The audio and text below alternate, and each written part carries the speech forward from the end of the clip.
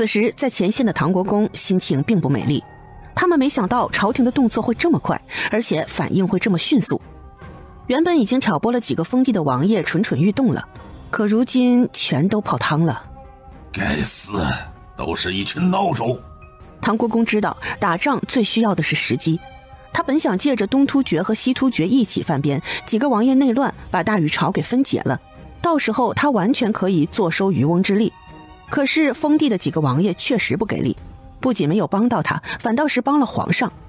现在皇上不仅有了泉州王送去的钱，亭州王送去的人，益州王送去的武器，还有萧红卓的粮食，一下子就把唐国公的算盘打翻了。该死的，到底是谁给那个黄口小儿出的主意？现在的局势对他很不利，过了新年马上就要开春了，雪已经融化了。到了春季，不管是东突厥还是西突厥都会撤兵，毕竟春季的青草出来之后，牧民就可以放牧了。唐国公想起北静王和崔文斌两人，目光一沉。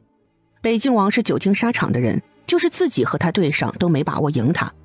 还有崔文斌那小子，过去对抗敌人的经验稍显不足，现在也成长起来了。等大禹朝没了外患，很有可能两方人马集结起来，一起围剿他们唐家军。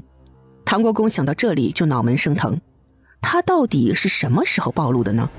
他也知道这时候举事不是时机，要等皇上身子更破败的时候才是好时机。但他不明白，好好的皇上因为什么就开始怀疑他了，否则他也不会铤而走险仓促举事。终于唐国公想起来了，好像是老三成亲之后。唐国公想起小福宝打他那一巴掌，脸色铁青。是了，就是沈妃带着那个小崽子进了唐家之后，事情就不可控了。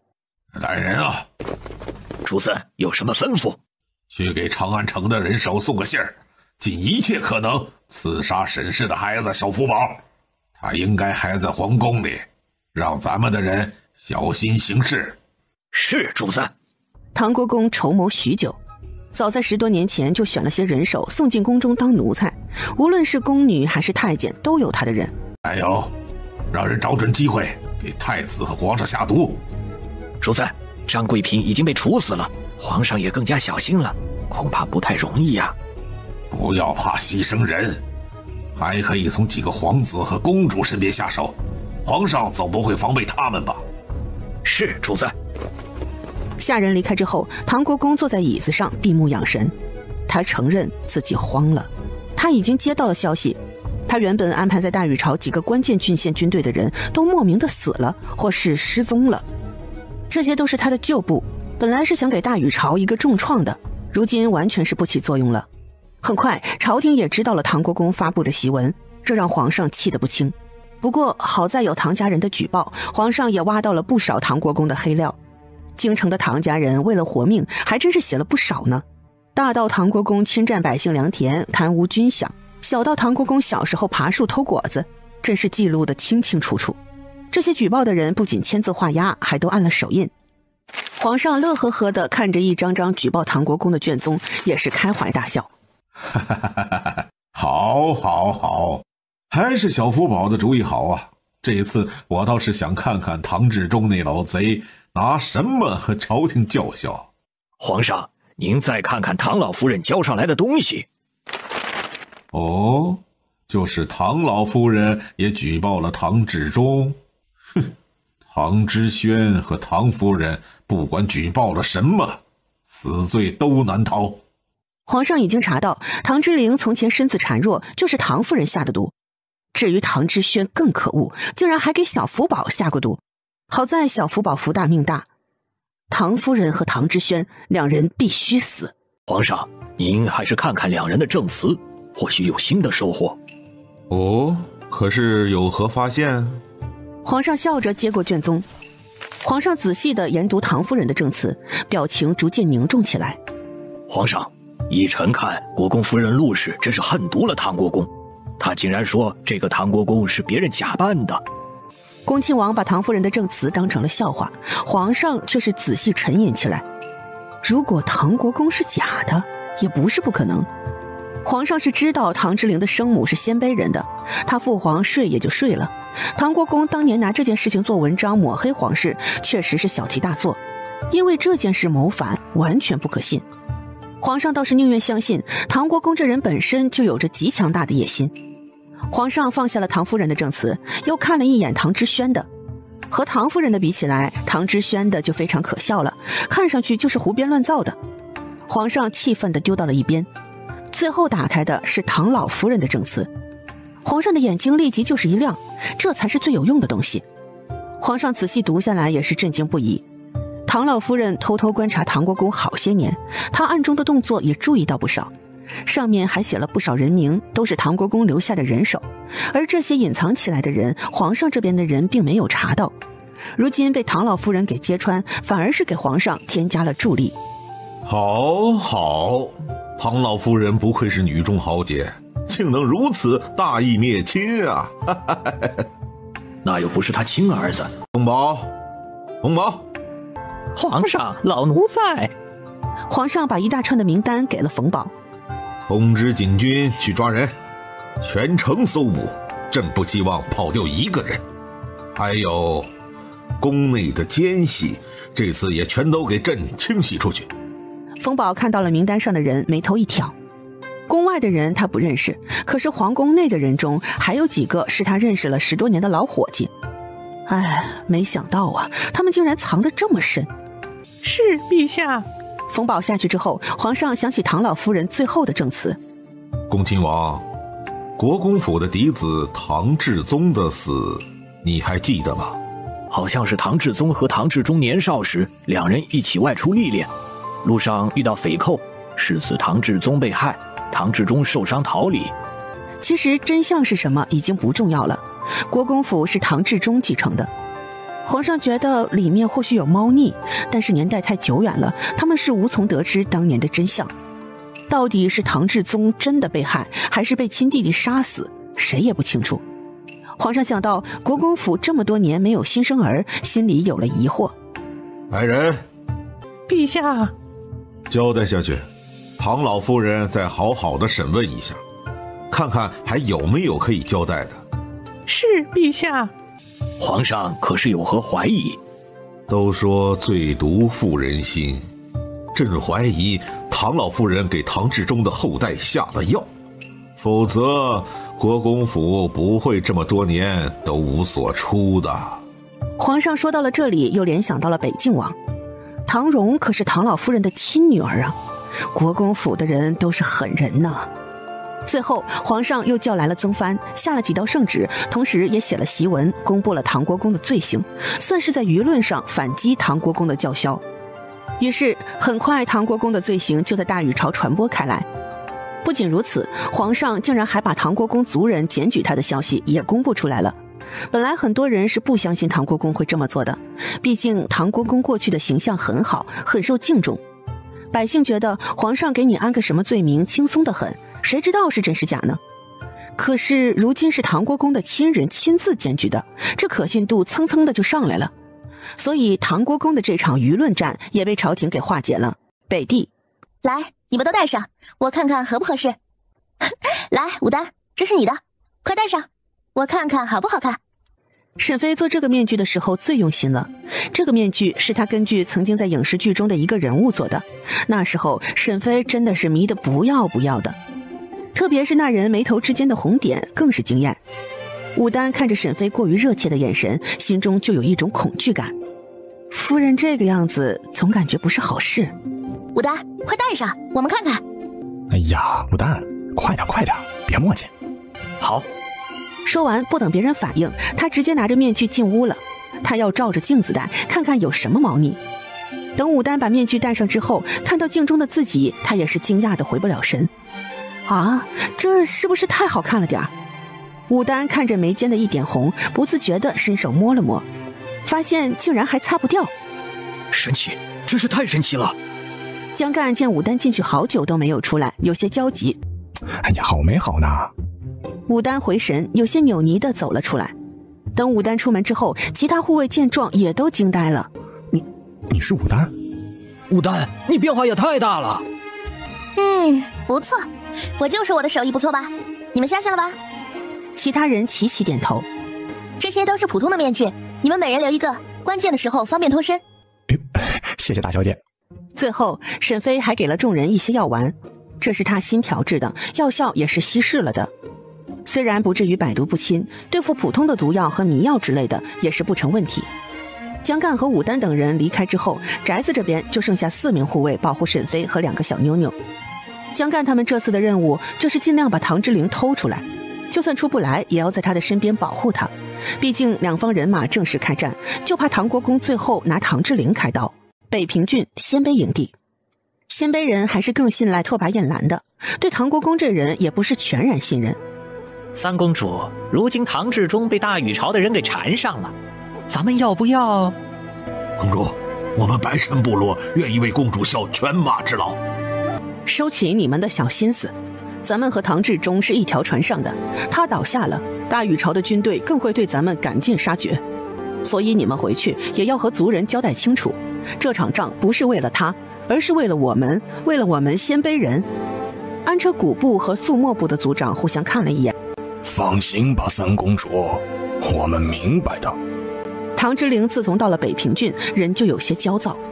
他担心他突然离开，沈飞不清楚状况，还每日继续带着孩子去戏楼等他。让开，少主，主子有交代，您不能离开营地。我再说一次，让开。少主，如今到了关键时期，你的安全是主子最在意的。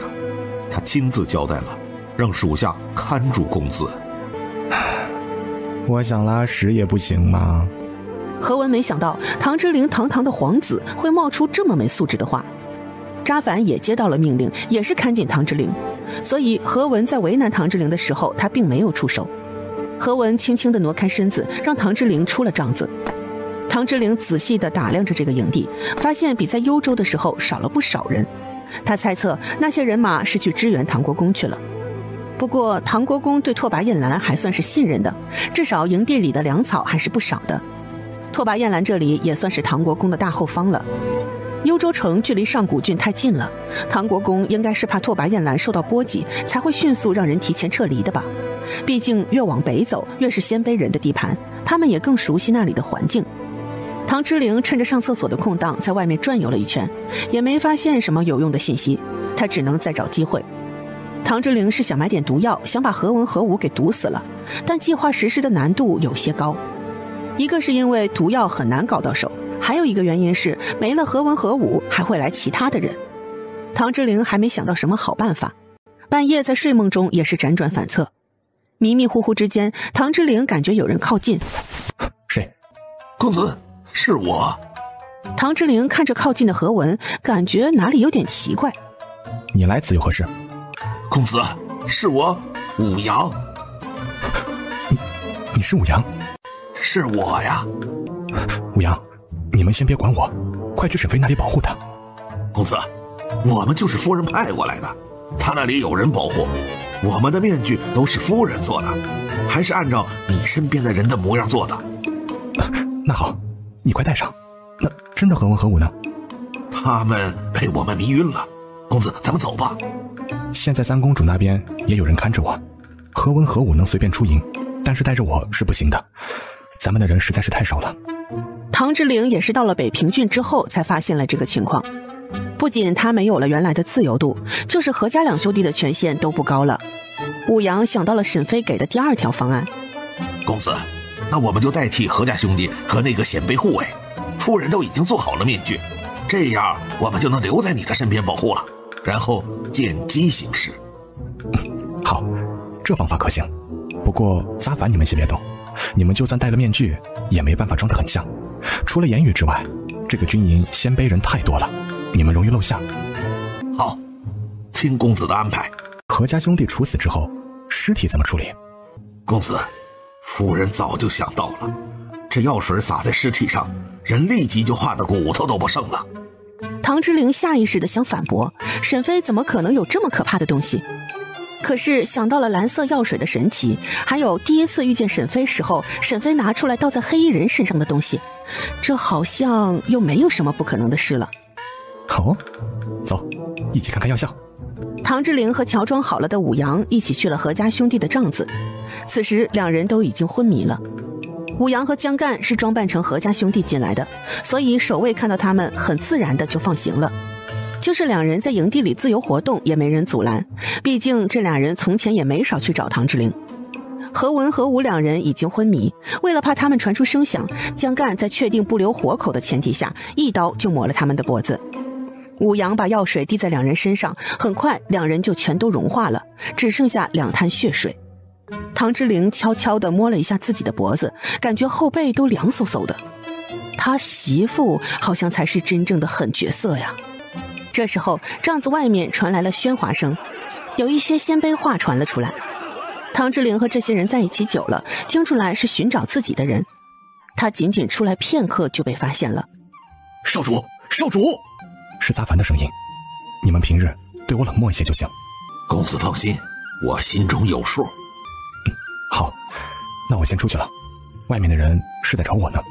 唐之灵走出来之后，立即就有人喊叫。扎凡见到唐之灵还在，松了一口气。公子，你还在，真好。这些人是在找谁啊？大晚上的这么大动静，还让不让人睡觉了？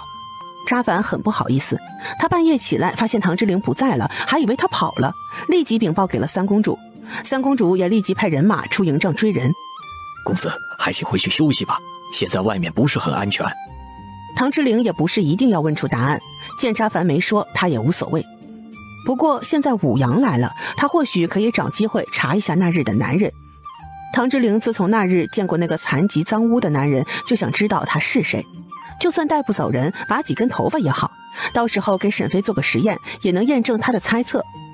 如果他的猜测是真的，那事情解决起来就要容易很多。或许大禹朝的这次危机能很快就解决。唐之灵回到营帐之后，才想起来一个关键问题，他忘了问武阳，他的那2个孩子是男是女了。小福宝和太子一行人到达了赵郡。福宝弟弟，咱们直接进去可以吗？没事，这是幽州王的私产，咱们进去休整，还可以拿点钱出来。徐慧，去叫门。是，主子。徐慧直接去敲门，让藏在里面的人一惊。幽州王一家正躲在此处，他们已经做了乔装，这处房产也非常隐秘，他们自认没有人会找到这里。不必惊慌，不必惊慌。徐伯，你去看看。王爷放心，这或许是过路人讨杯水喝。王妃邓淑云抓住了幽州王的手臂，身子下意识地颤抖。主要是这一路的逃亡给他造成了很大的心理阴影。幽州刺史突然叛变，幽州王楚静怀一点防备都没有，要不是王府的护卫拼死保护，他们一家都逃不出来。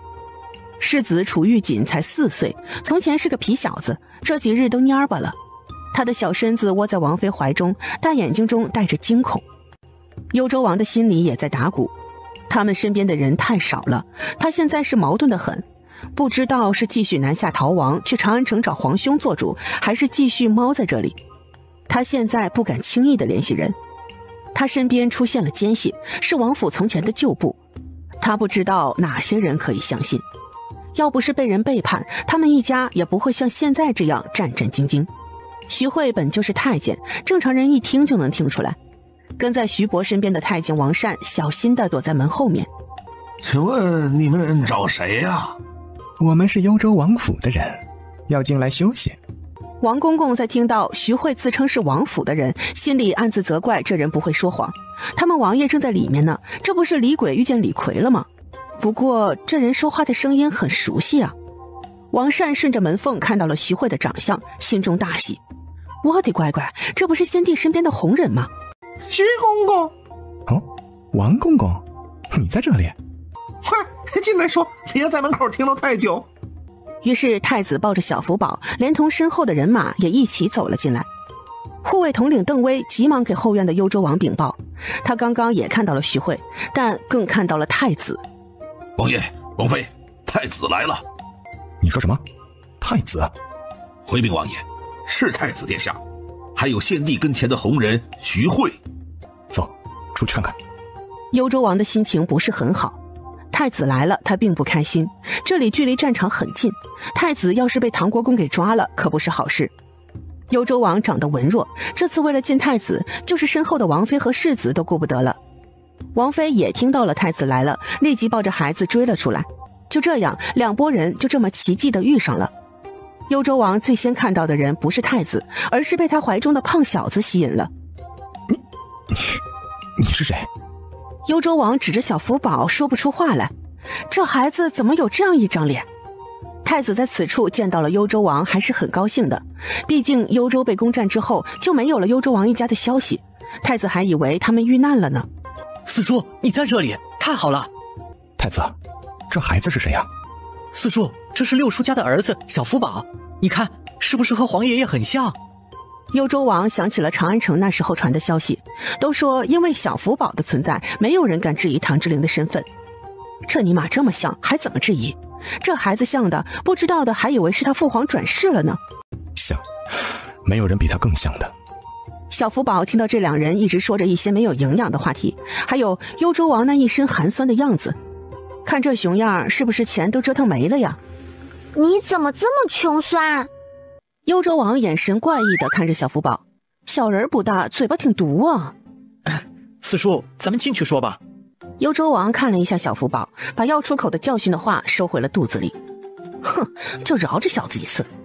不过他们一家确实是狼狈，现在也是躲躲藏藏，好不容易逃到了这里。王妃抱着小世子，小世子看到一个和他年纪差不多大的孩子，眼神都精神了一些。小福宝也注意到了没有精神的小世子，看着瘦得像个小鸡崽子一样的孩子，小福宝又有些生气。他告诉自己要忍耐，不能暴露太多，可是还是没忍住。你这么多年都是这么养孩子的，那小子都瘦成那样了。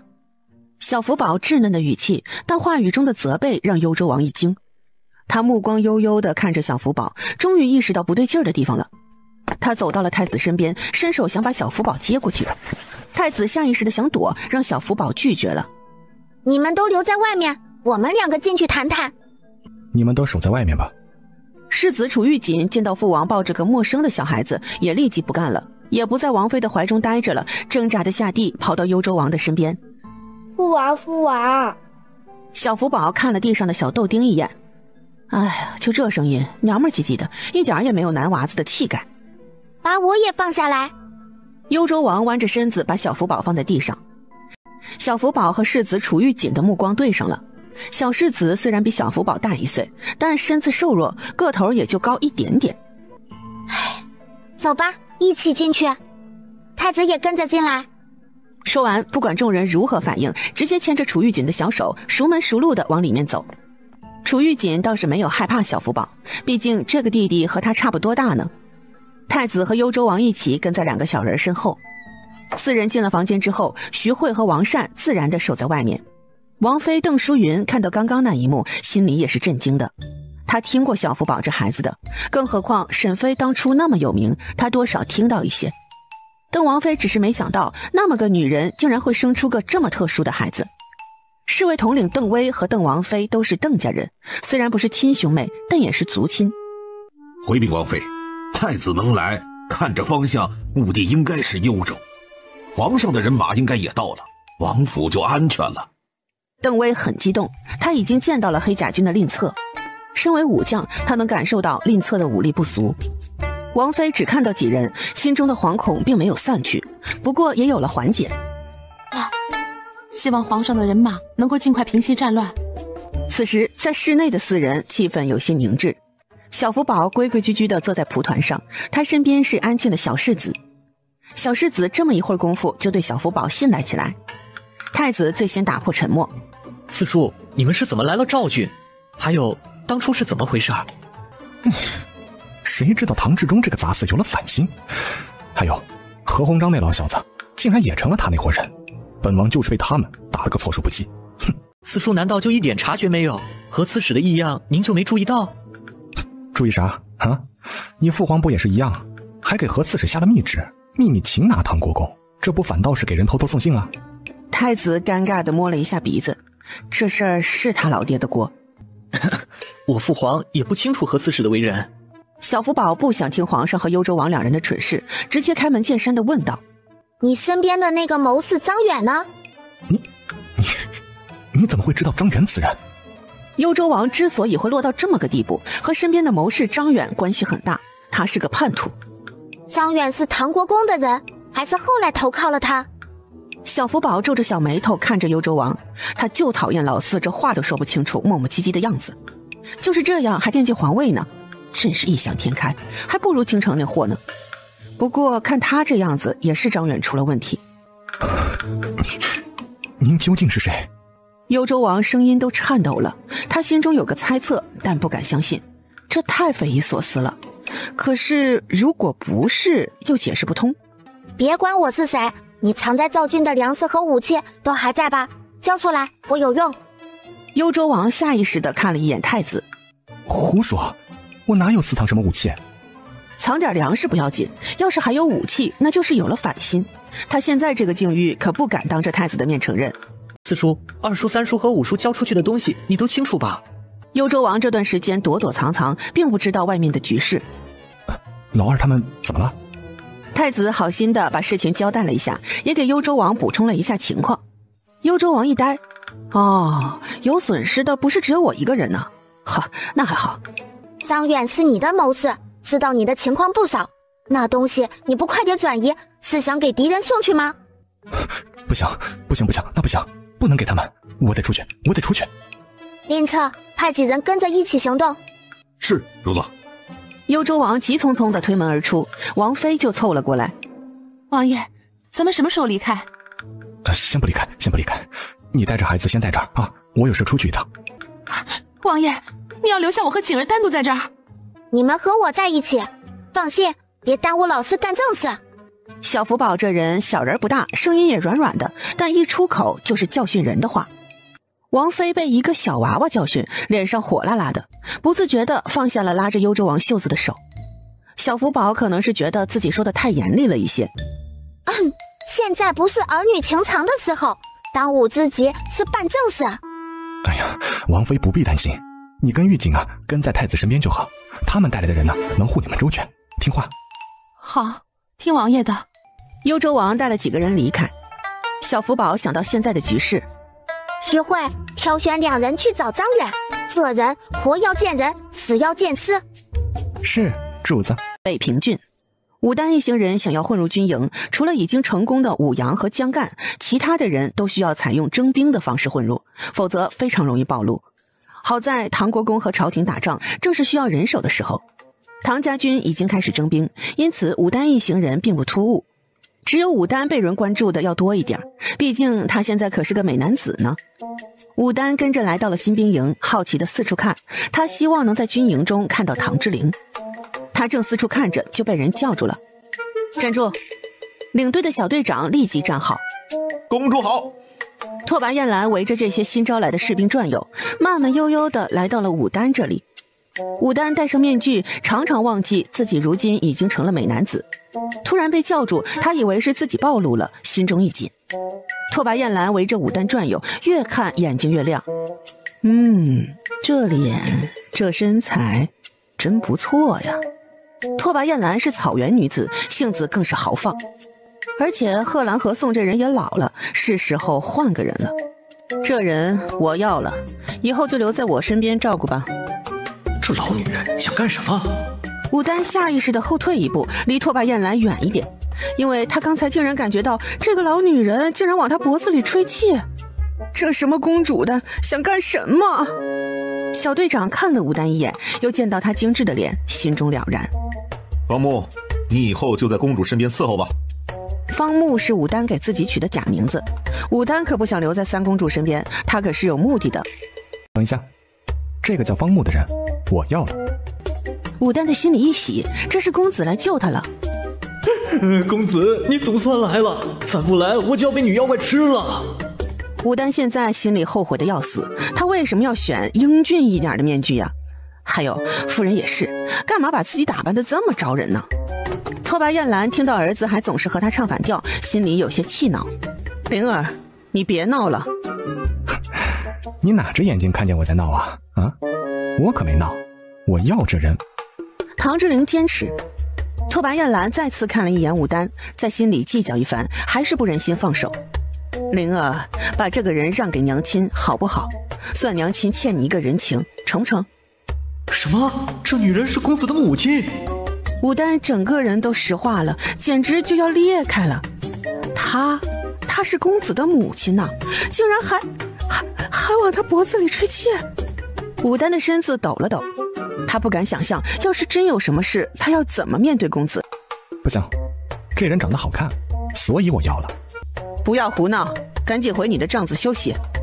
他语气阴冷地把唐之灵教训了几句，然后才温和地看了武丹一眼。给我带走。是，公主。于是立即有几个鲜卑的壮汉把武丹给架走了。武丹在大禹朝也算是高个子，但是在鲜卑人面前还是小鸡和大鸡的区别。武丹欲哭无泪地被抬走了，留下了在风中凌乱的唐之灵。唐之灵都已经是3个孩子的父亲了，自然知道刚才拓跋燕兰的意思。武丹这是被选中成了男宠了？男宠还是武丹他亲娘的男宠？唐之灵想到这里更是气得要吐血了，气拓跋燕兰这个女人没有女德，也气武丹太爱臭美，更气沈妃心里竟然记得这么好看的男子。很快拓跋燕兰又找了个美貌男子的消息就被送到了唐国公的桌案前，这让本就打了败仗的唐国公心情更差了。该死该死，拓跋燕兰，没有男人你会死吗？父亲。玉儿，你怎么来了？父亲，母亲这么多年的男宠也不少，您何必介意一个新人？唐国公有点无奈，这孩子还小，还不懂男人的心理，加上拓跋玉也是鲜卑人，懂得的规矩和大禹朝也不一样。他母亲从小就教育他，他也觉得公主母亲和舅舅们一样也可以有很多伴侣。唐国公看着拓跋玉姣好的容貌，想到他身上的血统，放下了对拓跋燕兰的嫌恶。玉儿，我不是介意新人，现在是关键的时候，你母亲实在是太过胡闹。拓跋玉没有替母亲开脱的意思，他来是询问之后要怎么办的。父亲，这次的陆将军如此厉害，咱们要怎么办？拓跋玉的问题也是唐国公犯愁的，他现在似乎进入了一个僵局，大禹朝没有按照他的计划乱起来，那他逐鹿中原的计划就泡汤了，而且京城那个老钱婆子竟然坏了他的好事。唐国公想到这里就想吐血了，他辛苦经营的人脉就这么全都暴露出来了。从前被皇上查到的人虽然有用，但都是在外面活动的人，他随时可以找人替换，可是藏在宫中的钉子竟然也都被发现了。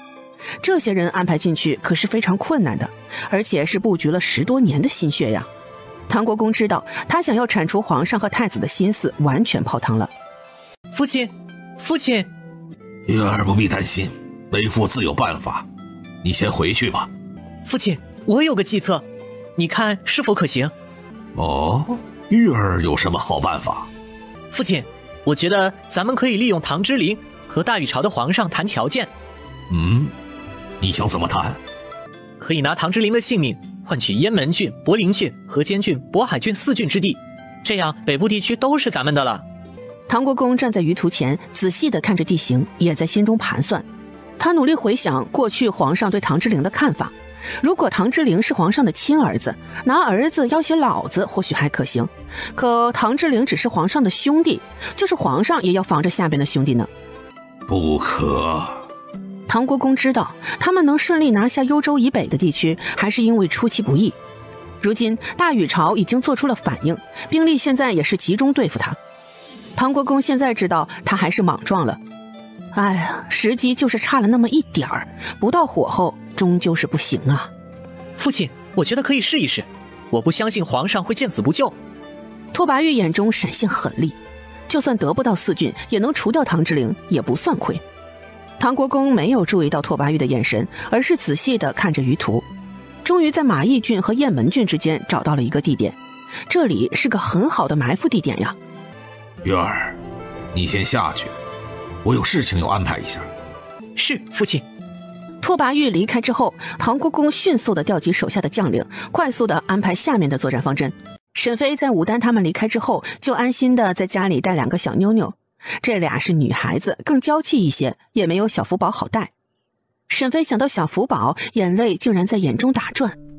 妞妞，我已经2个月没有见到你们哥哥了，哼，不知道你们哥哥怎么样了？他在皇宫好不好？有没有受欺负？唉，都过完年了，咱们一家人都没有能在一起。我都已经16岁了，你们福宝哥哥虚岁已经3岁了，你们俩也是生日小，才1个多月，都已经2岁了，还没见过你们父亲呢。2个小婴儿也听不懂沈飞的话，见到母亲肯逗他们，也是张开小嘴笑了出来，小的那个更是露出了牙花子。沈飞看着小妞妞们，终于想起来还没给2个孩子起名字。哎，你们叫什么好呢？你们哥哥叫小福宝，也都还没起大名呢。大小姐，柳公子来了。好，把人请到后院吧。 2个孩子都在屋中，沈飞也不想把他们带过去，还不如把人请进来。谁知道还有一个人和柳君寒一起进来的。夫人，我终于找到你了。张管事，你怎么来幽州了？夫人，你得去救一下老刘他们呐。是刘三叔他们吗？是的，我们是一起出来找夫人的。现在北地乱起来了，我们雇佣的那些镖师就跑了。除了刘三叔，你们还有谁一起来的？还有李军父子，谭卓那老小子也来了。好，那他们是在哪里？我们经过万松山的时候，山上突然冲出来一伙人，把我们抢了。我以为那些人只是抢东西，可是他们连人都抢，他们是这一带的土匪呀。万松山具体在哪一带？距离幽州城远吗？距离倒是不远，在幽州城和北平郡之间。如今幽州城内还没乱起来，但是这也是唐国公的地盘。唐之灵都不在这里，他继续留在这里也不是个好选择。他或许可以给自己找个好点的地方。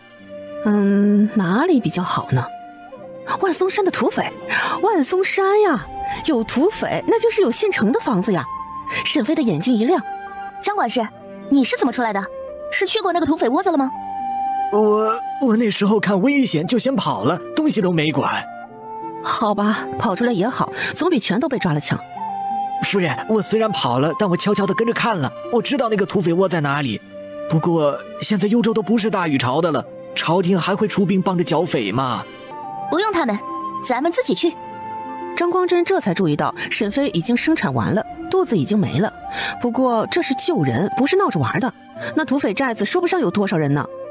他相信夫人鬼点子多，但去山寨救人，他的直觉不可信。江二、江三，你们进来。大小姐，江二，咱们不在幽州城待了，咱们出城去万松山。大小姐，我们只有4人，恐怕不是那些土匪的对手啊。放心，我有些武器，咱们可以试一试。大小姐，你有什么武器？夫人，能否现在给我们看看？也不是不行，等我。开门，快开门！大小姐，我出门看看。不用，我去开门。你和江三几个快藏起来，还有把张管事也带着。是。沈飞这时候来到大门前，把门打开，就看到了外面站着的官兵。官爷，请问有什么事吗？干什么？征兵？叫你家男人出来。官爷，我男人早就死了，家里只有我和2个孩子在了。是吗？那我们要进去搜搜才清楚了。其他人听到沈飞的话也嘿嘿地笑了出来，有几人就趁机挤了进来。其他官兵看到有几人闯进来，也没有制止，还好心地帮着把门给关上了，直接去了隔壁找人。官爷，我们家真的只有我一个妇人，不信你们来后院看看。好，我们自然会好好的检查看看的。沈飞转身在前面带路，直接引着人往后院走去。跟上来的几个官兵看沈飞的眼神更热切了，甚至还不怀好意的上下扫视了沈飞的身材。藏起来的护卫想动手，张光真却是眼尖的看到了沈飞的手势。他和沈飞熟悉，更明白沈飞的意思。江护卫，等一下，咱们看我们夫人的行动。江二不明所以，大小姐还能有什么动作？几位官爷请坐，我这就给官爷倒茶喝。快去。沈飞出了堂屋，来到了隔壁的屋子。其实他是去了空间里，拿出了方诺师兄给蔬菜喷农药的农药壶。他直接把研制好的药放到了药壶里，背上农药壶，戴上防毒面具之后走出了空间。江二和张光真就看到一个怪模怪样的人走了出来。沈飞直接背着农药走进堂屋，对着几个官兵一顿喷。农药壶喷洒农药的范围可是非常广的，喷洒的范围能直接覆盖半径2米多的范围，而且洒出的农药真是又均匀又绵密。几个官兵还没有反应，人直接昏倒了。他们昏倒前只记得有个怪物出现，还有个长长的触角能喷出毒液。沈飞只是喷了2下子，这些人就倒下了。他恋恋不舍地收回手，走到几人面前，用脚踢了几下，发现这些人一点反应也没有。唉，也不抗造呀，还没有小虫子的抵抗力高呢。沈飞记得他师兄的菜园每次杀虫都要喷好几茬才能把虫子都杀死了。江二提溜着张光真从房梁上下来。大小姐，这里面是什么呀？这么管用？是呀，夫人，这药水多吗？张光真觉得这玩意儿要是多，去闯山寨也不是不行啊。有好多，不用担心。好，夫人，那咱们什么时候出发？沈飞实验了药效，也非常满意，于是在和几人商量了一下作战计划之后，就开始行动了。最后，沈飞直接是把2个孩子背了起来，跟着护卫离开了幽州城。沈飞还是走得早了一步，否则也会被困在城内。唐国公在上古郡没有得到好处，于是就带着大军撤回了幽州城。正因为人员损失惨重，所以现在才开始紧急征兵。因为征兵的原因，百姓出逃的人也多了起来。毕竟不管是谁统治，普通百姓面对征兵的时候还是下意识的抗拒，毕竟男人都是家里的主心骨。此时在北平郡同样也是乱了起来。原来东突厥退兵了，天气暖和了，这些游牧民族也要退回到草原了。崔将军直接带兵从定壤郡出发，带兵从后面偷偷潜入，袭击了北平郡。此时北平郡大营也是混乱不堪，崔文斌带着大军直接袭击了鲜卑的军营，直接是打了他们一个措手不及。拓跋彦兰带着残余的旧部直接是向南逃离，想要和唐国公会合。原本他们想要继续北上，逃到柳城郡，可是崔将军直接是把后路给堵死了。拓跋彦兰没有办法，只能南逃。唐之陵本来想带着武阳和江干趁乱逃跑的，可是拓跋彦兰把他看得非常紧，让唐之陵没有办法离开。此时他正气喘吁吁地跟着大军行动。公子，崔将军已经来了，这场内乱很快就能解决了。唐之陵心里没那么乐观，他现在是人质，就算拓跋彦兰是他的母亲，但他也不觉得这份感情能有多少。武丹之前被三公主看上了，他现在是庆幸不已，他觉得是崔将军救了他，否则他就要名节不保了。好在军营是昨夜遇袭，他直接是趁乱把面具撕了下去。他现在就是以本来的面目示人，顿时觉得安心不少。他现在和那几个护卫在一起，也是在寻找机会救出唐之陵。沈飞几人则是往万松山救人，但是方向也是北平郡的方向。唐之陵则是从北平郡往幽州城的方向逃离，所以两方人马就这么华丽丽的遇上了。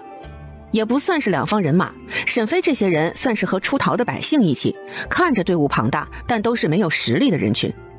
唐之陵所在的鲜卑军队则是一些残余的部队，大部分都是鲜卑人。双方碰面都在互相的防备着。三公主，前面那些都是大禹朝的百姓，咱们要怎么做呀？三公主也在沉思，这些人的身上看样子有不少财物，他们这支军队被偷袭，粮草都没有拿出来，还不清楚唐志忠会不会出兵救援他们，他不得不替自己做打算。沈飞在人群中已经看到了唐之陵，唐之陵也一眼就看到了沈飞，还有他身前背的孩子。唐之陵已经知道了他有了2个闺女，他看到沈飞的时候真是又激动又担心。如果拓跋彦兰动手，他就把沈飞的身份说出来。三公主看了大禹朝的百姓一眼，直接是挥了挥手，鲜卑人立即就动了起来，开始拿刀向对面的百姓冲了过去。两方人马遇上，其实也就只有一瞬间，鲜卑士兵行动起来，百姓们就已经开始四散而逃了。万松山的土匪气喘吁吁地禀报道：二柱哥，山下打起来了。多少人？有没有油水？哎呀，山下都是些鲜卑人呢，他们像是砍瓜一样在杀人。走，咱们去找大哥。于是几人直接就是来找宋城了。此时宋城正拍着铁牛的肩膀：兄弟，你这身板留下来吧，我让你当我们的二当家。宋城对铁牛满意的不得了，知道他只会些拳脚功夫也不嫌弃，毕竟这大身板在这摆着呢，留下来震慑别人都能把人给吓够呛。不行，我还要找我们大小姐呢，你要是放了我们大小姐真的会给钱的。我不是放了一个人吗？你们大小姐要是真有钱，应该能找上来。宋城确实是缺钱，上次那个买卖可亏大了，不仅兄弟的命没了，就是他和二柱都好不容易逃出来，尾款根本就没收到。宋城也算是看出来了，还是当土匪安全些，稳赚不赔的买卖，正经生意根本不适合他们。张光真跑了，还真是宋城有意放的，否则靠着他那老胳膊老腿的，根本也逃不出去，更何况还偷偷的跟踪呢。大哥，山下打起来了！哦，是哪儿的人啊？大哥，是鲜卑人，他们在打杀百姓。这帮杂碎！走，咱们先看看到底是怎么回事。哎，我也能帮忙。你小子凑什么热闹？留着命找大小姐重要。宋城见铁牛不怕死，加上只是有把子力气，不怕收拾不了他，就把铁牛的绳索解开。让你跟我出去见见世面，但你不要耍滑头。你爹和你同伴都在我手上呢，你明白吗？明白，大当家的放心，我晓得了。好，那咱们就走吧。此时山下已经打起来了，可以说是单方面的屠杀。沈飞身上背着孩子，没办法，于是就把农药壶背在了张光真的身上。张光真则是对着鲜卑人一顿喷洒，每个凑上来的士兵闻到药味，呼呼啦啦的都倒了一片。唐之灵见到这个情景，高兴地翘起嘴角。哼，我看你们谁敢靠近！鲜卑士兵们也停下了动作，挥砍下去的刀都慢了，让好些大禹朝的百姓重新逃脱。隐藏在军队中的护卫也全都集中在唐之灵的身边，开始护送唐之灵向沈飞这边靠拢。灵儿，你要去哪里？唐之灵现在哪有心思管拓跋燕兰？有护卫的护送，他直接向沈飞那边跑去。沈飞见到唐之灵向他冲过来，也是拼命的挥手。公主，唐之灵好像认识那边那个怪模怪样的女人。唐之灵，你快过来！沈飞，我终于找到你了。拓跋燕兰听到唐之灵喊沈飞的名字，记起来了，他的儿媳妇好像是叫这个名字。不过唐之灵要是记得他媳妇儿的名字，那是不是说他根本就没有失忆？灵儿，你跟我们离开，我保证不会伤害你们。拓跋燕兰，大禹朝你们是夺不走的，趁着你们还有些人手，赶快逃回草原去吧。现在崔家军已经来了。哦对了，就是围剿唐国公的那一只。唐之中腹背受敌，你以为他能坚持多久？啊，还有，唐之中这个人就真的很可信吗？你现在最应该做的事就是保存实力，回到草原部落去。那些护卫把沈飞和唐之灵两人围在中间，只要有鲜卑士兵靠近，张光真就喷洒药水，士兵直接中毒倒在地上，这让拓跋燕兰觉得非常棘手。公主，让弓箭手出动吧。不必了，咱们撤。公主，不要再说了，放过他，咱们快走。鲜卑士兵也没有对唐之灵赶尽杀绝的意思，毕竟在他们看来，唐之灵也算是他们的族人。加上此时也不是恋战的时期，于是也都跟着大部队撤离了。藏在半山腰的宋城看到鲜卑人撤走了，停止了虐杀百姓，心里松了一口气。主要是他们的人也不多，就算下去救人也是于事无补。走，咱们下去看看，捡些东西上来。此时唐之灵搓了搓手，在身上又擦了擦，才接过小女儿。唐之灵也看到两个女儿的样子，她对长得像自己的小妞妞兴趣不大，反而对像沈飞的老三很喜欢。但真的算起来，长相像唐之灵的老二容貌才是好看的。公子，咱们尽快离开这里吧。好，咱们也走。这时候宋城已经带着人来到了山下，等他看到了沈飞之后，也是吃了一惊。你怎么没死？大小姐，姑爷，我操，有没有这么巧？老朋友，好久不见啊！巧，真是太巧了。哼，真是冤家路窄。武丹、武阳，赶紧把这几个人给我拿下。武阳和武丹这些护卫功夫可比那几个山贼高多了。江干没等武丹他们出手，直接就把宋城他们给制服了。女侠饶命啊！夫人，就是这些人绑了刘三全和谭卓，他们应该还在山上。走，咱们也上山，占了他们的山寨。宋城心里这个悔呀，他就不该多管闲事儿。不过女人都是心软的，这女人都生了孩子，应该会看在当了母亲的份上，不会对他们怎么样吧？女侠饶命，我带路。于是沈飞和唐之灵两人一人抱了一个孩子，跟着宋城等人上了山。此时幽州城内，好个崔文斌，竟然敢来袭击我的大营！主上，如今三公子率领残余部队逃离，咱们是不是要派兵出去支援？这如今陆家军虎视眈眈，咱们的兵力怎么可能分开？当务之急，则是要保全实力啊，共同抗敌。唐国公的队伍不全然是他的心腹，两个民族融合在一起的，在对敌上天然就有着分歧，因此很多时候意见没办法达成统一。这也是唐国公会拉着唐之陵这个傀儡的原因，他的存在天然是很多利益的结合体，在收服人心上要比拓跋玉还合适。都不要吵了，现在当务之急是把唐之陵抓回来。众人听到唐国公这么说，罕见的没有争吵，默认了这个建议。于是唐国公快速地派出了一队人马，开始寻找唐之陵。此时在赵军的小福宝也知道了唐国公龟缩在幽州城的消息，他的小脸上闪现不屑的笑容。小样，就这点本事就敢造反，哼，不知所谓。小福宝的好心情没有持续多久，就看到了幽州王气喘吁吁地跑了进来。这货又有什么事儿？太子，唐志忠如今躲在幽州城内，不知道小陆将军什么时候能把幽州城给攻打下来呀？四叔，我觉得唐志忠也坚持不了多久了，毕竟崔将军也不是吃素的。太子分析的不错，崔文斌确实是年轻一辈的将军中很有天赋的人。如今的情况对唐国公并不利。父亲，咱们要怎么办？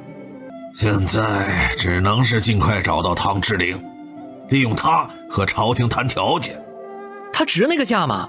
唐国公也不确定，但是他如今是属于被人包饺子了，困在了一座死城。他最好的出路就是撤退到草原去，回到鲜卑的地盘，这样休养生息过后还有东山再起的机会。毕竟鲜卑以北的地区还有大片的土地，大禹朝的百姓不擅长放牧，是不会过去抢夺的。他现在只要能用唐之陵当人质和朝廷谈条件，只要撤回到草原上就可以了。现在不是在乎一城一池的时候，当务之急是自保。值不值都要先找到人。玉儿，你下去。是，父亲。拓跋玉离开之后，唐国公吩咐道：去，再多派一些人出城找人。是，主子。还有幽州王一家也一起找，人质越多对咱们越有利。是。唐国公想到了跑走的幽州王一家，就非常生气。他也是没想到幽州王还能带着王妃和世子逃跑。派人啊，去把王府的长史带过来，还有谋士张远也一起请过来。是，主子。很快张远就被请过来了。在下张远，拜见唐国公。张远，你是幽州王的心腹，你说他可能藏在哪里呢？张远仔细地把幽州王的产业都想了一遍。国公爷，我们王爷呢是个小心的主，信奉狡兔三窟，他在赵郡、河间郡都有些产业。哦，张先生可知具体的地点呢？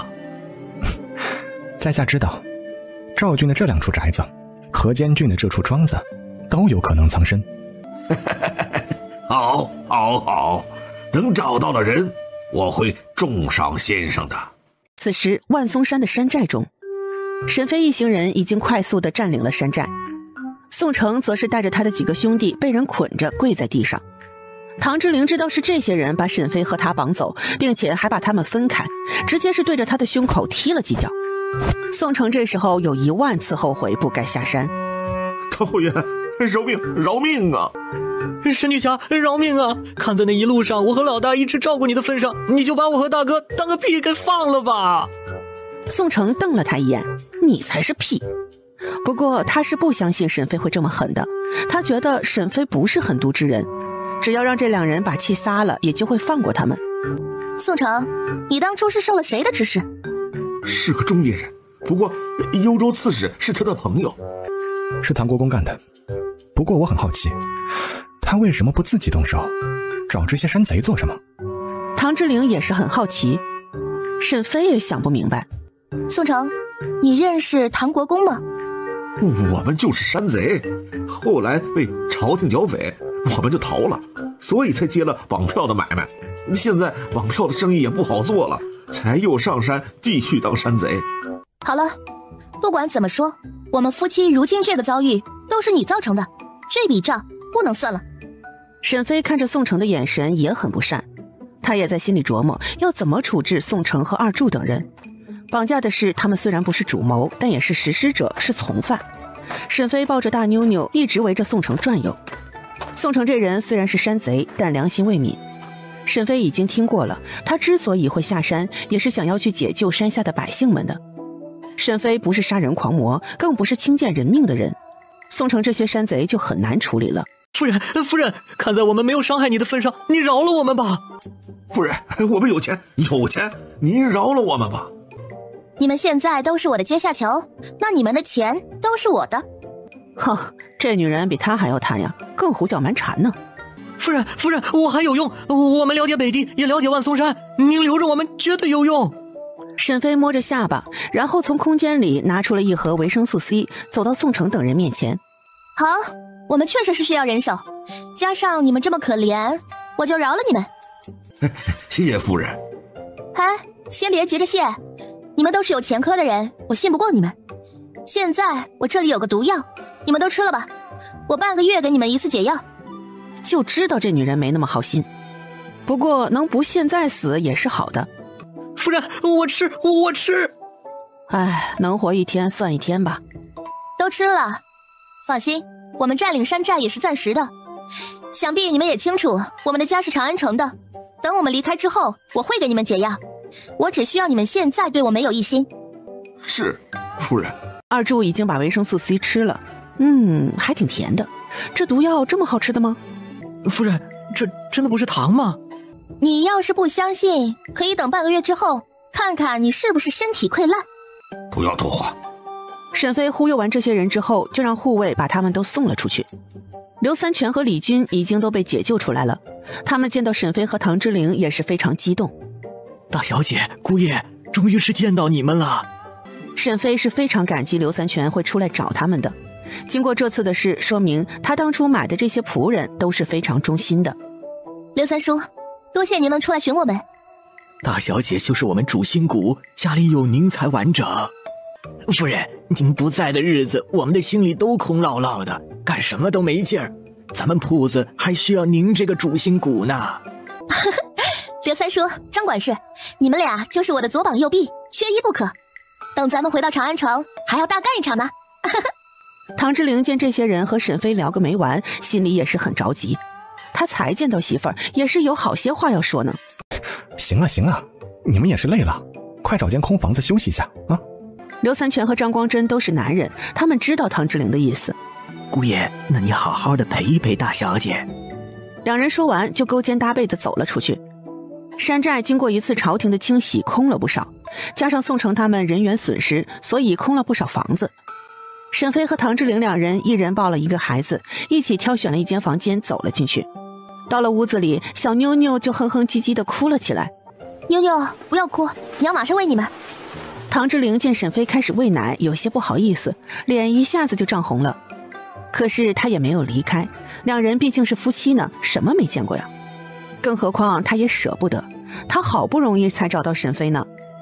很快，沈飞给大妞妞喂完之后，就把孩子放在了炕上。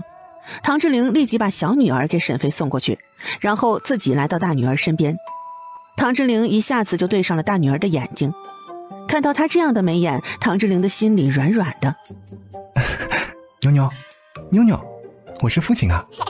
唐之灵把手递了过去，小女婴直接伸出手握住了唐之灵的手。沈飞，你看妞妞握着我的手呢。唐之灵，你给两个女儿起名字吧，小福宝的名字是我起的，女儿的名字就交给你了。唐之灵听到沈飞提起小福宝，她在心里也是惦念的很。也不知那小子在皇宫里过得好不好，好几个月没见了呢。沈飞听到唐之灵这么说，也是心中一阵抽痛。小福宝对沈飞而言是个特殊的存在，是儿子，更是伙伴。他是他在大禹朝最重要的牵绊。唐之灵，我想崽崽了。别担心了，沈飞，那小子是个有福气的，我相信咱们也很快就能见面的啊！别哭了。我们一定能见面的。沈飞是流着眼泪把小妞妞喂完的。唐志玲见沈飞这样抽抽泣泣的，真是既心疼又觉得好笑。沈飞给孩子喂好了奶水，直接就从空间拿出了2片尿不湿，给2个孩子换上了。沈飞的动作真是熟练又自然，可是凭空变出东西，真是吓坏了唐志玲。他知道沈飞有秘密，可这和直接见到他凭空变出东西来说，还是太过震撼了。沈飞，你是怎么办到的？沈飞后知后觉，知道自己暴露了。不过在他被抓走的时候，他就非常后悔没有告诉唐志玲自己的秘密，要不然那时候2人完全可以躲到空间里去。沈飞目光炯炯地看着唐志玲。唐志玲，你信任我吗？信任。那好，你先什么都不要问，心里就想着和我一起去个地方。好，只要有你，我去哪里都可以。沈飞和唐志玲的双手十指紧握，然后心中默念，进入空间里。睁开眼睛，2人还是在屋子里。糟糕，该不会唐志玲进不去吧？沈飞心里也有些着急。唐志玲，你放轻松，我要带你去个神秘的地方，你心里也一定要想着和我一起去。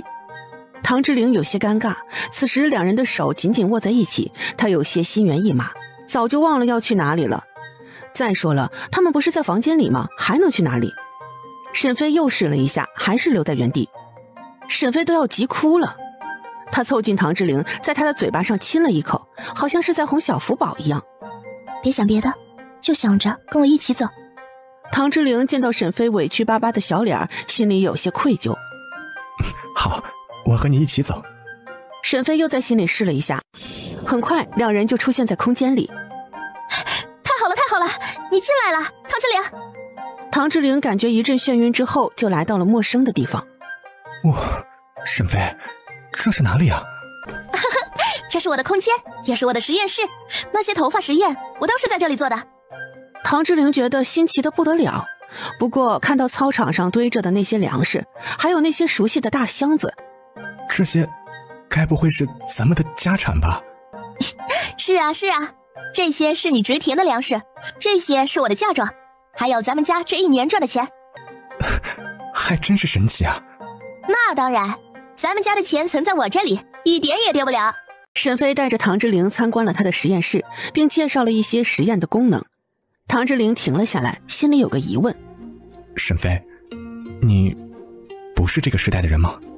唐志玲，我不是大禹朝的人，也不是这个时代的人，我是从未来来的人，我不是原来的孙梦夏，我是沈飞。我不在乎你是不是孙梦夏，我要的从来都是你，一个叫沈飞的女孩子。唐志玲，我就知道你是不一样的。你会离开吗？离开我和孩子吗？我也不清楚。不，我不想你离开。我虽然也舍不得我爸妈，可是我更放心不下你和仔仔们，我想和你们一直在一起。唐志玲的心里很开心，但也有些不安。唐志玲，我莫名其妙重生在孙梦夏身上，我觉得我不会离开这个世界的。真的？我在我们那个年代是实验室爆炸，恐怕我在现代都已经炸得灰都没了，还怎么回去啊？唐志玲听到沈飞这么说，又露出了笑容。虽然此时笑出来有些不厚道，但是唐志玲听到沈飞这么说，还是非常开心的。她不想失去她的家。沈飞和唐志玲在空间里参观了沈飞的实验室，然后2人才从空间里出来。沈飞，这个空间我以后想进去就能进去吗？当然，等以后2个小妞妞大一些了，也可以进去，小福宝就能进去。唐志玲心里松了一口气，她知道她这个人质一定会被唐国公找的。那以后我是不是可以躲在空间里？当然，以后咱们回京城，你就藏在空间里，这样我就可以把你带走了。2人因为有了共同的秘密，也是絮絮叨叨的说了好久。至于江干这些护卫，则是把整个山寨都戒备了起来。他们本来就是护卫，隐身藏起来，干的也是轻车熟路。二柱和山寨的老人们都聚在一起。大哥，咱们以后真的要受制于人了吗？宋城坐在上首，眼神晦暗不明。二柱今晚吃了不少饭，他没想到沈飞这些人竟然还不缺粮食，他真是吃得饱饱的。大哥，我觉得夫人还挺大方的。咱们都吃了毒药，也只能先听话。那沈氏想来也待不了多久，咱们这段日子不要轻举妄动，那些个护卫都是练家子，咱们不是他们的对手。大哥，我们晓得了。好，咱们就先听那女人的吩咐，等把人送走就好了。宋城和几个手下商量好之后，就把人放了回去。等众人都离开之后，宋城也没闲着，他没有回去休息，而是悄悄地往后山走去。宋城不知道，他的一举一动都在护卫的监视下。翌日清晨，沈飞和唐之玲两人都起来了。大小姐，我有要事说。好，江队长和我来吧。两人来到了角落，江干才开口。大小姐，那个土匪头子宋城在后山还藏了人。哈？什么人？难道是他抢来的民女？沈飞也曾经听过好些土匪喜欢抢压寨夫人的。如果真是这样，那么宋城这人就不能留，他喜欢有侠义的人。不是，那些人好像是宋城的族人，里面还有妇女和儿童。哦，族人？要是这样，说明宋城这人还没坏到骨子里。那些土匪知道那些人的存在吗？这个属下还没查清楚，我会找机会试探一下。行，能问出来就问问，不必强求。咱们休整之后也要找机会离开山寨的。是，大小姐。沈飞觉得还是回长安见儿子重要，至于唐国公和朝廷的斗争和他的关系不大。只是他现在身边的人不少，想要安全带回长安也没那么容易。唐国公的人马在幽州城，这前路都被堵死了，想过去还不引起他们的注意，有些难办，只能寻找机会。接下来的10天，沈飞和唐之玲都在山上安稳地度过的。山下也是留了人手看着，因此在山上有粮食，日子过得也是顺当。也有人出去幽州城附近打听消息，沈飞只知道唐国公和崔将军已经打了好几仗，双方的人手都有损失。唐之玲听到这个结果，心中并不开心，因为损失的人都是大禹朝的将士。众人听着护卫从山下带来的消息，脸上也没有多少笑模样。毕竟两军交战还都是大禹朝的人，双方人马都损失了不少。这些事都是咱们无法阻挡的，就希望崔将军的动作能迅速一些。大小姐，咱们万松山距离幽州城并不远，恐怕也会受到波及。我给你们一些毒药，就是前些日子张管事用的那东西，只要有人上山，你们就喷洒。夫人，那东西好用，不管多少人都能药倒了。沈飞笑眯眯的点头，他给众人都吃了解药，才把几个农药壶发了下去。本来沈飞只是做个准备，没想着会派上用场。半夜时分，沈飞就听到了声响，好像有动静。好像有人闯上来了。沈飞直接动作利索的给孩子包上。把孩子给我一个吧。那就都绑在胸前吧。于是沈飞不管两个婴孩哼哼唧唧的，直接是把孩子绑到胸前，又用厚厚的被子给包上了。公子，有人袭击山寨。是什么人？是军队的人还是其他山贼？都是练家子，看身法是军中的将士。有多少人？只有一小队人马。沈飞对自己的武器还是很有信心的，实在不行他还有更厉害的，那就是杀伤力有些大，他不敢轻易的拿出来罢了。不过要是关键时刻需要保命，也顾及不了那么多了。走，咱们过去看看。主子，已经打听清楚了，这山上有一小伙土匪。何参将根本就没把这些土匪放在眼里。主子请放心，我这就派人把这些土匪全都给灭了。动作要快，咱们尽快离开这里。主子请放心。于是何参将快速的又带了一队人马向山寨进攻去了。拓跋玉这时候来到了唐国公的身边。父亲，咱们怎么停下了？前面不远有个山寨，不过应该很快就可以解决了。拓跋玉点了点头，心中松了一口气。可是很快让唐国公发现了不对，何参将带过去的人马竟然一点动静也没有，甚至一个人都没回来。国成，派人去看看，前面是怎么回事？是，属下这就派人打听看看。此时天已经快亮了，他们逃跑的最佳时机就快过去了，所以不是恋战的时候。郭成急忙带了几个人前去打探情况。这次他没有贸然前往，在看到好些人倒下去的时候，就只是站着不动，没有靠近一步。此时树上和草丛里都藏着人，他们的后背上都背着农药壶，就等人靠近才开始喷洒毒药。郭成把火把更靠近了一点，直接看到了何参将口吐白沫的倒在地上。走，快回去禀报给国公爷。于是几人快步的往回跑。树上的护卫听到国公爷几个字，眼眸一转。你们留在这里，我去禀报给大小姐。好，你快去。于是，一个护卫悄悄地往山顶跑去。唐之灵听到禀报，不敢相信。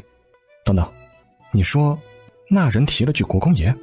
是，属下亲耳听到。山下的人该不会是唐国公吧？八九不离十了。不过他怎么找到这里来了？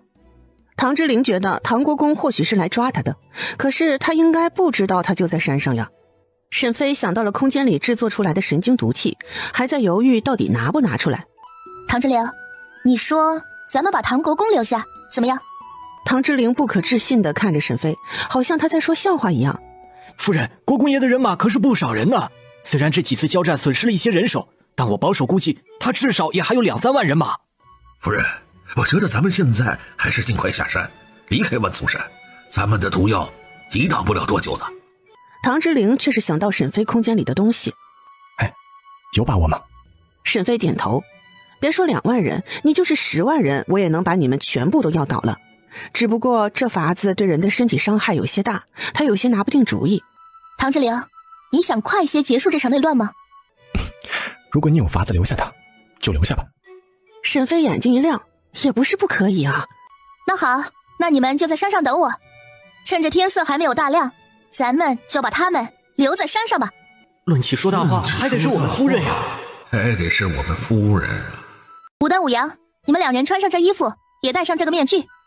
江干，你把那些护卫都叫回来，你们都藏在山上，不要下山。沈飞是不担心这些人中毒的，因为之前就给这些人吃了药丸，所以他一点也不担心他们中招。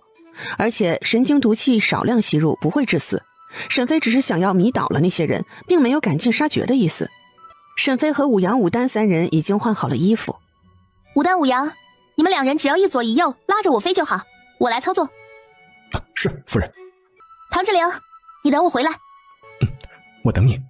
武阳和武丹都是练家子，2人一左一右的拉着沈飞，动作也是非常迅速。3人穿梭在山林里，沈飞也是直接喷洒毒气。很快，沈飞路过的地方就弥漫出黄色的气体。就这样，武阳和武丹2人直接拖着沈飞在唐国公的队伍四周转悠了一圈。放我下来吧，等一会儿就能见效了。天色逐渐变亮，气体也随着风向快速的在山中蔓延。唐国公感觉胸口一阵闷痛。你们闻到了什么怪味没有啊？几个副将听到唐国公这么说，仔细的嗅了嗅。国公爷，真的有味道。是呀，这味道怎么有点臭啊？队伍中的人也都闻到了这股怪味。唐国公感觉自己的胸口闷痛感越来越强烈。不好，有埋伏，这气味有毒，大家快捂住口鼻。唐家军和鲜卑士兵都开始慌乱起来。原本停留在半山腰，他们也没当回事，知道这里是个小土匪窝，他们谁也没放在眼里。但是现在不得不重视了。很快，很多人都开始倒在地上。沈飞和武阳、武丹3人站在远处，看着这些人倒在地上。夫人，咱们要过去看看吗？不用，让他们再反应一会儿。武丹看着那些士兵的症状，身子抖了抖。他隔着面具看着沈飞的眼神都变了。我的个乖乖，我们夫人不出手则已，一出手就能要人命啊！走吧，咱们先上山，到时候派人给崔将军送信。是，夫人。这时候，二柱气喘吁吁地跑了回来。大哥、二哥，那女魔头没有骗人，她真是太残暴了。到底怎么了？什么女魔头？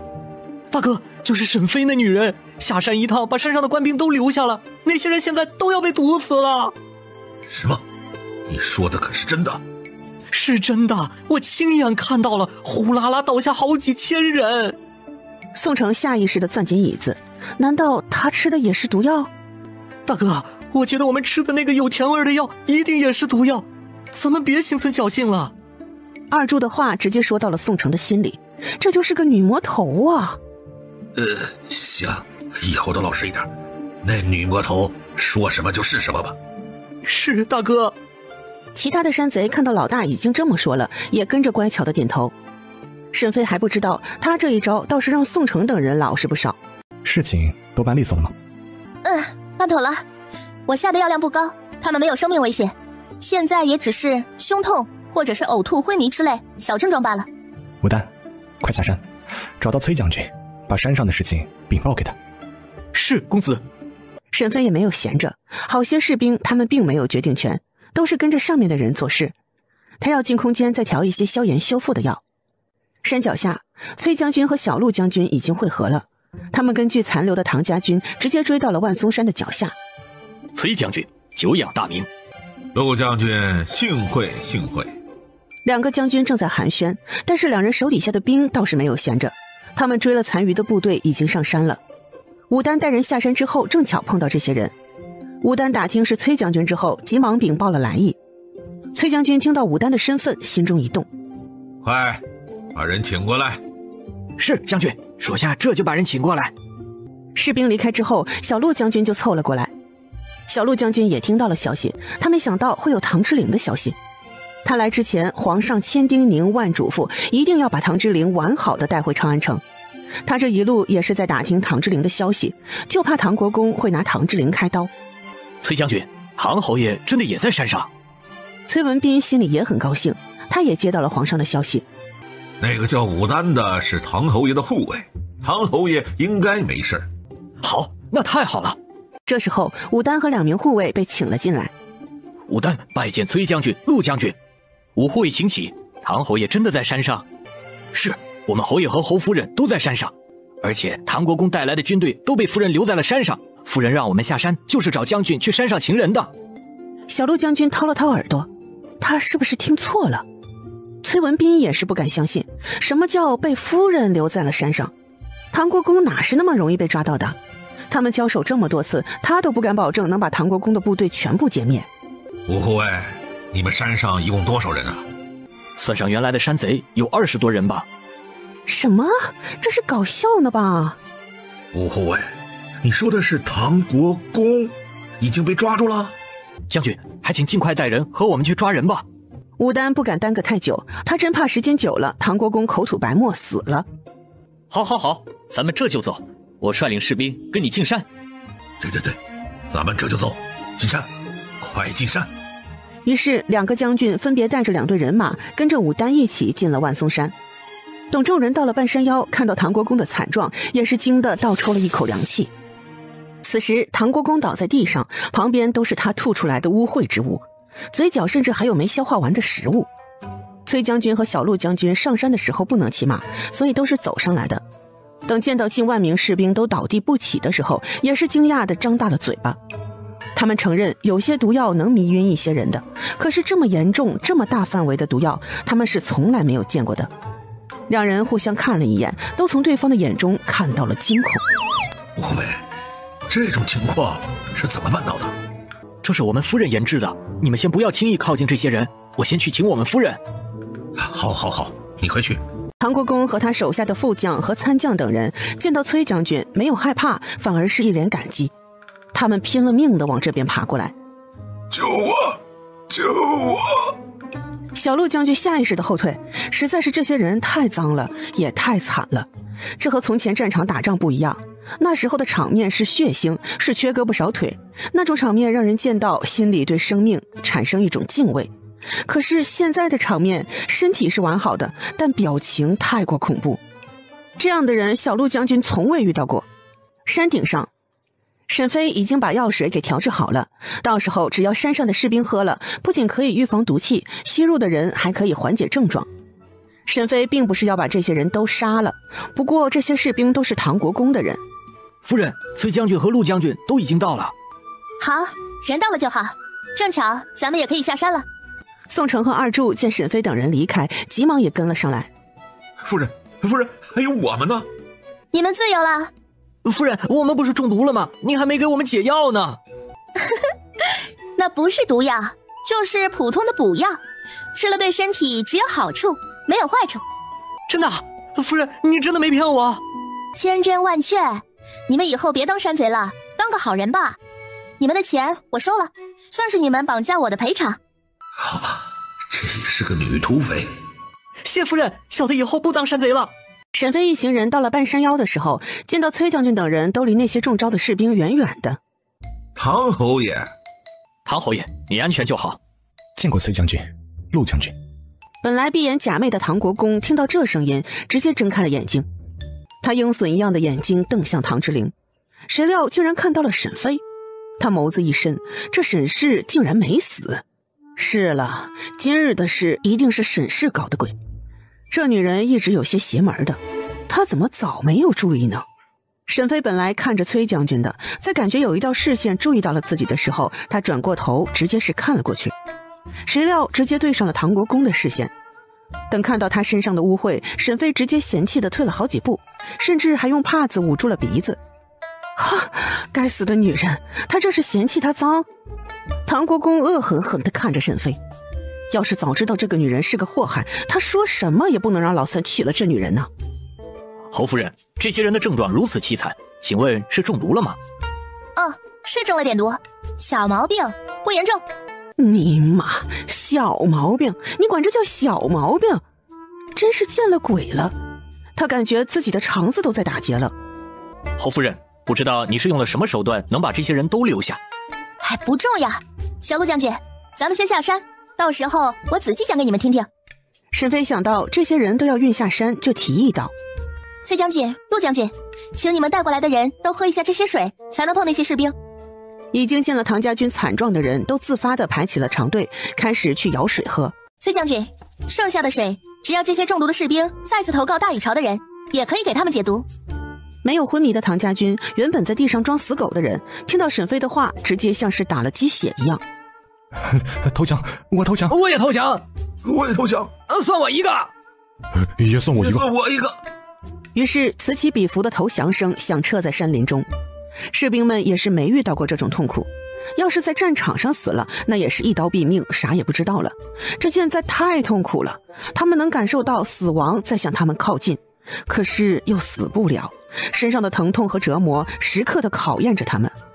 从天色微微亮起到日头偏西，这几个时辰，他们从没觉得痛苦是这么的长久。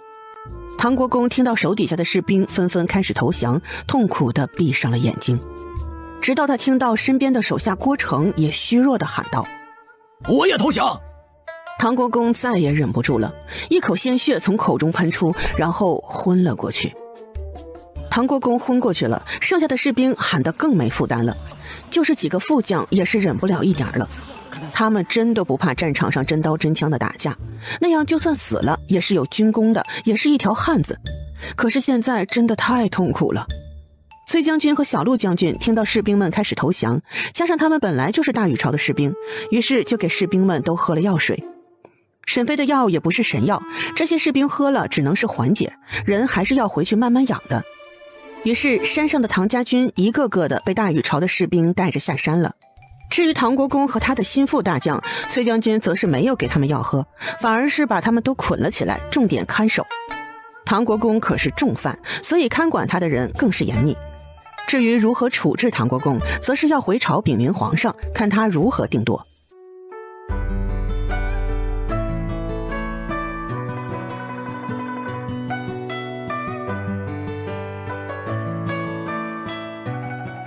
京城太极殿。